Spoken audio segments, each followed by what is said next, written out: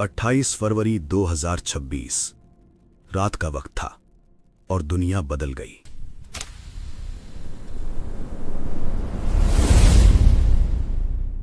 America और Israel ने एक साथ ईरान पर हमला किया। ऑपरेशन का नाम था एपिक फ्यूरी। पहले ही हमले में ईरान के सर्वोच्च नेता अयतुल्ला अली खामनेई मारे गए। तेहरान में धुआं उठा और उस धुएं की लहर हजारों किलोमीटर दूर भारत तक पहुंच गई। यह भारत की लड़ाई नहीं थी, लेकिन इसकी मार सबसे ज्यादा भारत को पड़नी थी, क्योंकि खाड़ी के देशों में रहते हैं 1 करोड़ भारतीय। हर साल भेजते हैं $50 अरब से ज्यादा की रकम, और भारत की 88% तेल जरूरतें आती हैं बाहर से। उसका आधा हिस्सा हॉर्मुज़ जलडमरू मध्य से, वही हॉर्मुज़ जो अब युद्ध का मैदान था। दिल्ली में 1 मार्च की सुबह कैबिनेट कमेटी ऑन सिक्योरिटी की आपात बैठक बुलाई गई, प्रधानमंत्री नरेंद्र मोदी की अध्यक्षता में। मेज पर सिर्फ एक सवाल था, भारत क्या करे? लेकिन इस सवाल का जवाब इतना आसान नहीं था। एक तरफ था अमेरिका, भारत का सबसे बड़ा रणनीतिक साझेदार, जिसके साथ व्यापार था, रक्षा समझौते थे, तकनीकी सहयोग था। दूसरी तरफ था ईरान, जहां चाबहार पोर्ट में भारत का निवेश था, जहां से सस्ता तेल आता था, जहां सैकड़ों भारतीय छात्र और कामगार रहते थे। और बीच में था भारत, अकेला, हिसाब लगाता हुआ। उस पहले दिन से ही समुद्र में तूफान आ गया था। हॉर्मुज़ जलडमरू मध्य, दुनिया का वो संकरा रास्ता जहां से हर रोज 2 करोड़ बैरल तेल गुजरता है, बंद हो गया। ईरान की IRGC यानी रेवोल्यूशनरी गार्ड ने जहाजों को रोकना शुरू कर दिया। जो जहाज चेतावनी मानने से इनकार करते, उन पर गोली चलाई जाती, और तेल की कीमतें 48 घंटों में $100 प्रति बैरल से ऊपर चली गईं। भारत के बाजार हिले, पेट्रोल पंपों पर लंबी लाइनें लग गईं, रसोई गैस सिलेंडर की किल्लत शुरू हो गई, होटल और रेस्तरां बंद होने की चेतावनी देने लगे। लेकिन यह तो सिर्फ शुरुआत थी। असली संकट था इंसानों का।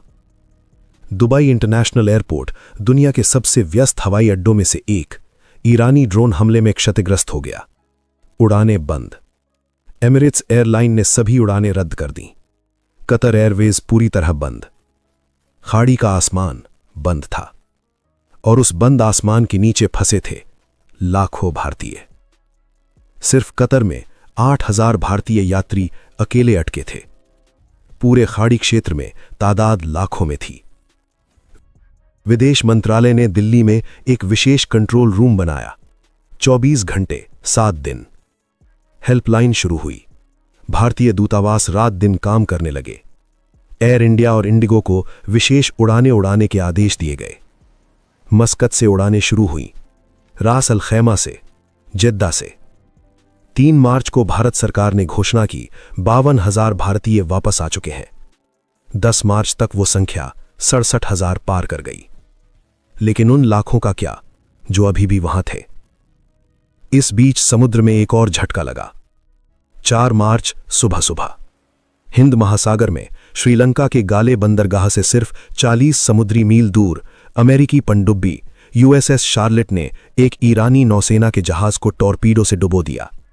जहाज का नाम था IRS देना, और वो जहाज कुछ ही दिन पहले भारत के विशाखापट्टनम में था। नौसेना अभ्यास मिलन में भाग लेने आया था, भारत का मेहमान था।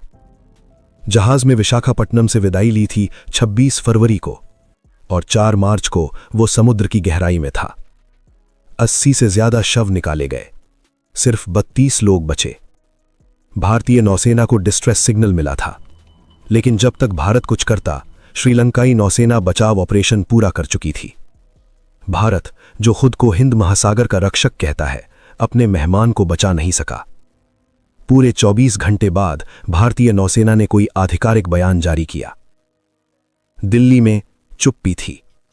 विदेश मंत्री S जयशंकर के सामने सबसे कठिन कूटनीतिक पहेली थी।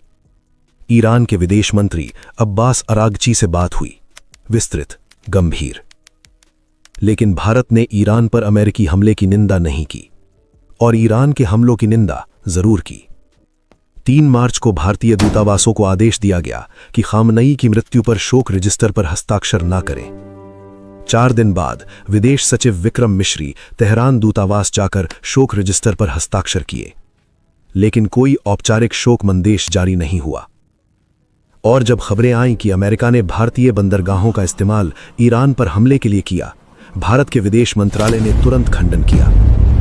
हर कदम सोच समझकर, हर बयान तौल तौल कर, क्योंकि भारत एक ऐसी रस्सी पर चल रहा था जिसके दोनों तरफ खाई थी। इसी दौरान एक और खबर आई। एक थाई मालवाहक जहाज जो भारत आ रहा था, हॉर्मुज में IRGC ने रोका।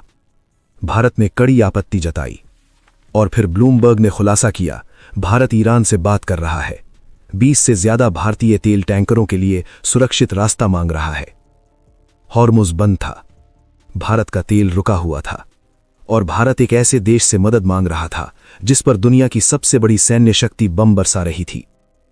यही था भारत का सच, न पूरी तरह अमेरिका के साथ, न पूरी तरह ईरान के साथ, बस अपने लोगों के साथ, अपनी अर्थव्यवस्था के साथ।